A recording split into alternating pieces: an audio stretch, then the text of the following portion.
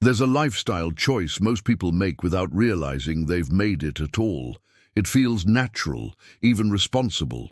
Society endorses it, your peers practice it, financial institutions profit from it. And yet, with the quiet efficiency of compound interest working in reverse, this single decision systematically dismantles wealth across decades. The choice is this: upgrading your lifestyle in lockstep with your income. Charlie Munger spent a lifetime studying human folly. He understood that intelligence offers no immunity against stupidity when incentives point the wrong way. The smartest people he knew, doctors, lawyers, executives, fell into this trap with stunning consistency. Not because they lacked information, but because they misunderstood the game they were playing. When your income rises from $50,000 to $150,000, what happens? The car improves, the house expands, the vacations grow more exotic, the restaurants more expensive, the wardrobe more refined. Each upgrade feels justified. You worked hard, you earned it, you deserve comfort proportional to your success. This is where conventional thinking leads you astray. Society teaches us to view lifestyle as a reward for achievement. The bigger the paycheck, the more elaborate the lifestyle should become. This mental model seems reasonable on the surface. It's how status signals work, after all. But Munger would immediately invert the question: what happens to someone who thinks this way over 30 years? The mathematics are unforgiving. A person earning $150,000 who spends $140,000 accumulates wealth at the same rate as someone earning $60,000 who spends $50,000. The difference in perceived success is vast. The difference in actual wealth creation is zero. But the psychological trap runs deeper. Lifestyle inflation operates through a mechanism Munger called incentive-caused bias. The person upgrading their lifestyle isn't responding to malice or stupidity. They're responding to the incentives embedded in their social environment. Co-workers lease luxury cars, neighbors renovate kitchens, friends vacation in Tuscany. The implicit message becomes explicit.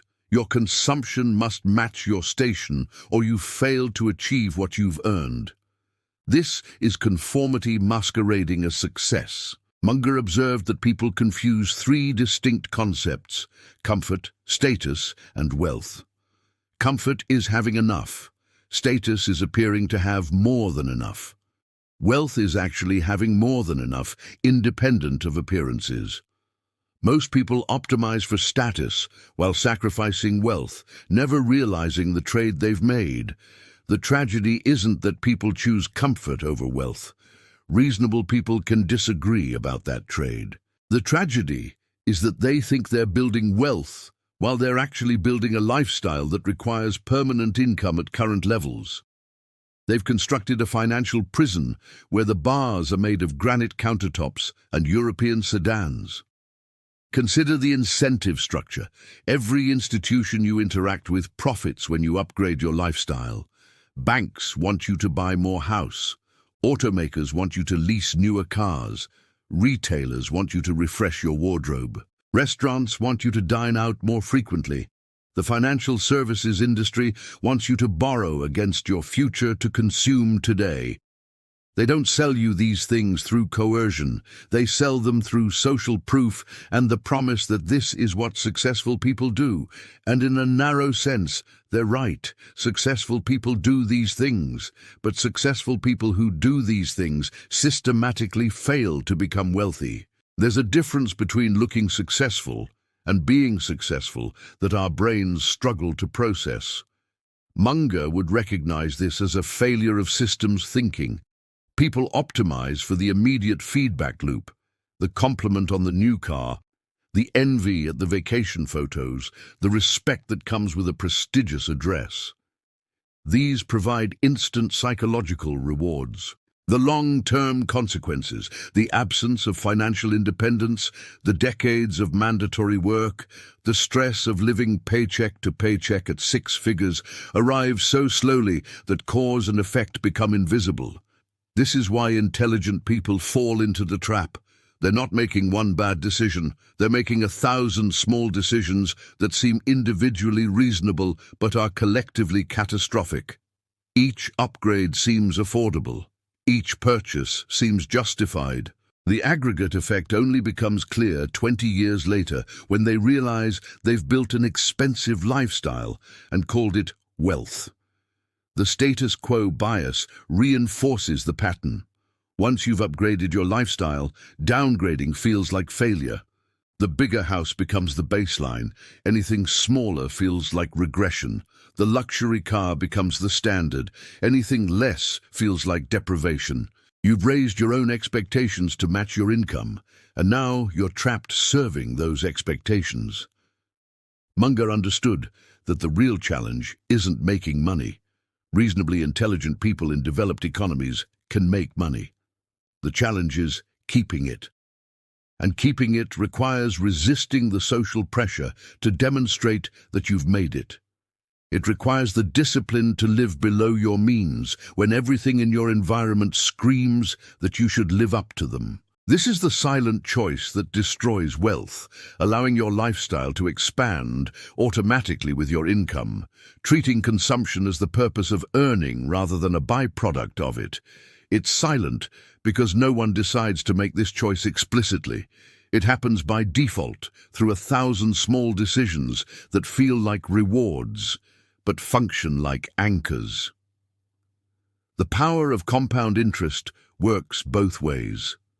Einstein allegedly called it the eighth wonder of the world. Munger knew it as the most important force in wealth building and wealth destruction, but most people only understand it in one direction. When you save $10,000 at age 25 and invest it at 8% annual returns, you have approximately $160,000 at age 65. That's compound interest working for you. When you spend that same $10,000 on a lifestyle upgrade instead, you don't just lose $10,000. You lose $160,000 of future wealth, and that's compound interest working against you.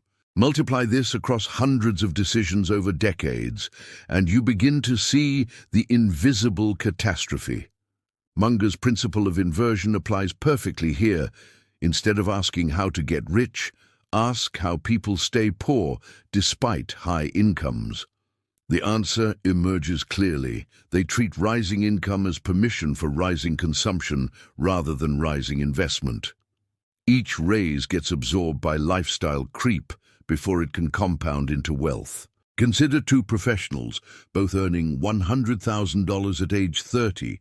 Professional A increases spending with each raise, maintaining a 10% savings rate throughout their career. Professional B keeps spending constant at $60,000 regardless of income growth, investing the difference.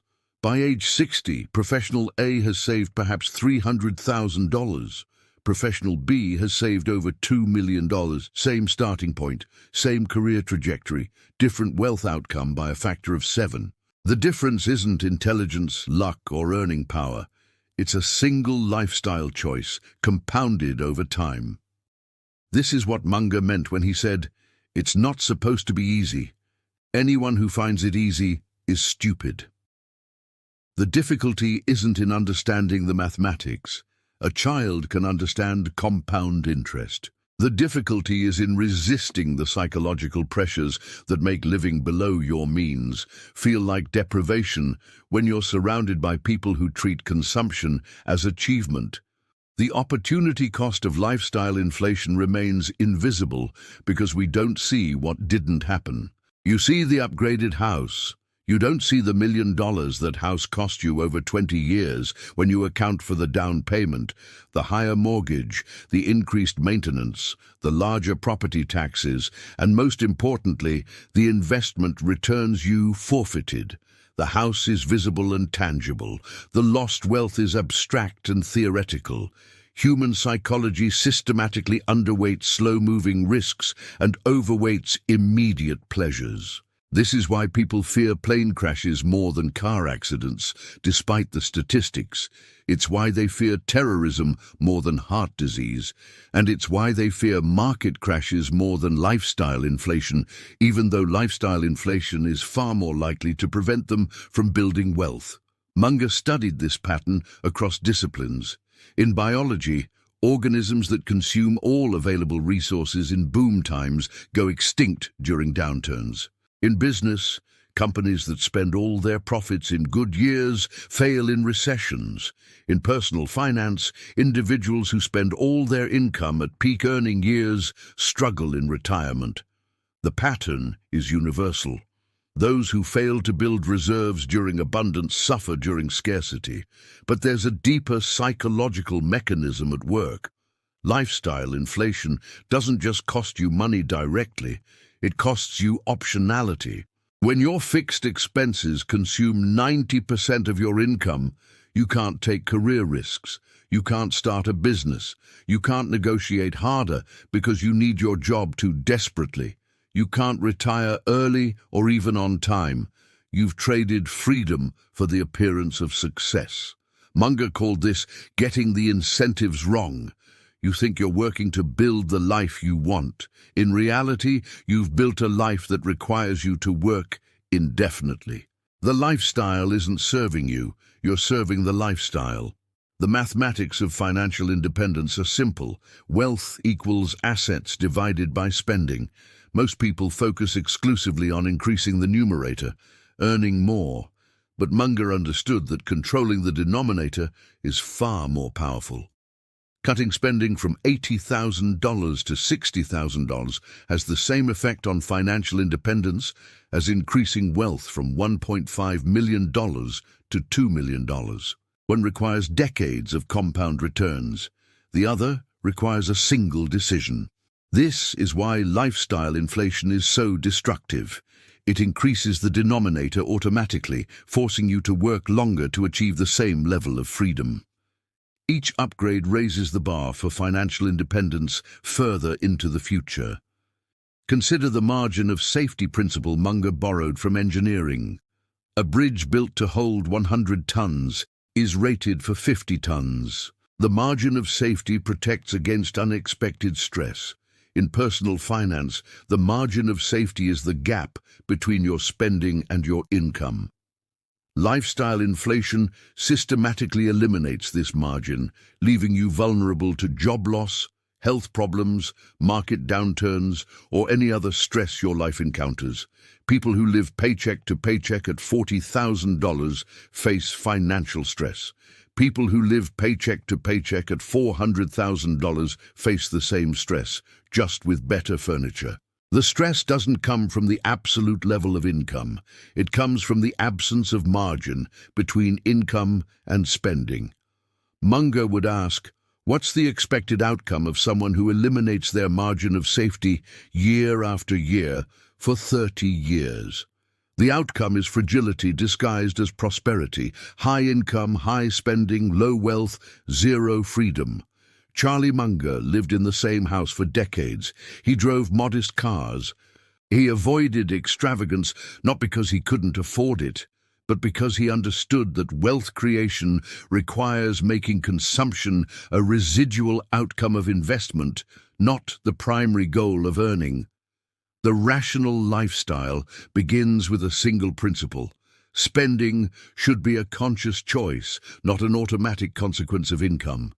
This doesn't mean deprivation. It means reversing the default decision-making process most people follow. Instead of spending what's left after living, the rational actor saves first and spends what remains. Instead of upgrading lifestyle automatically with raises, the rational actor decides deliberately whether each upgrade serves their actual values or merely their social anxieties. Munger's approach to wealth can be summarized in a framework he lived by. Determine the minimum spending level that provides genuine comfort and satisfaction, then maintain that level regardless of income growth. Every dollar earned above that level gets invested, creating an ever-widening gap between income and spending. This gap is where wealth lives. Consider the concept of enough.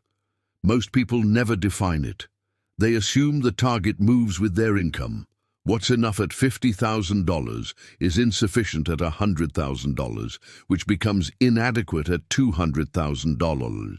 But Munger would invert this. If $60,000 provides genuine comfort, security, and satisfaction at age 30, why would you need $120,000 for the same lifestyle at age 40? The only difference is that you've conditioned yourself to believe you need more. This is where independence of thought becomes critical. Munger studied how social proof influences behavior. People don't want the thing, they want what owning the thing signals to others. The bigger house doesn't provide proportionally more shelter or comfort. It provides a signal of success. The luxury car doesn't provide meaningfully better transportation.